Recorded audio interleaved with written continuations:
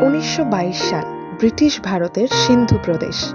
তপ্ত রোদে দাঁড়িয়ে এক বাঙালি প্রত্নতত্ত্ববিদ মাটির নিচে খুঁজেছেন অতীতের চিহ্ন। তিনি রাখাল দাস বন্দ্যোপাধ্যায়।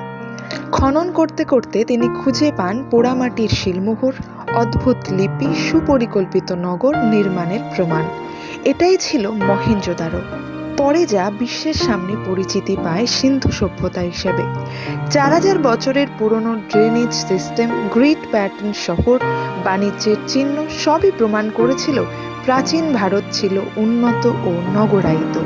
কিন্তু ইতিহাসের কৃতিত্বের আলো পড়ল অন্যত্র। তৎকালীন ডিরেক্টর জেনারেল জন মার্শাল আন্তর্জাতিকভাবে ঘোষণা করলেন এই আবিষ্কার। বিশ্ব জানল মার্শালের নাম, কিন্তু রাখাল দাস রয়ে গেলেন প্রায় আড়ালে।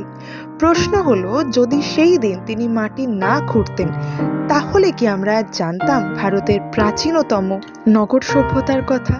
ইতিহাস শুধু রাজাদের নয়, কখনো কখনো ইতিহাস বদলে দেন নিঃশব্দ গবেষকরাও। ধন্যবাদ। এরকমই আরও অনেক জানা অজানা তথ্য জানতে ফলো করুন চ্যানেলটিকে।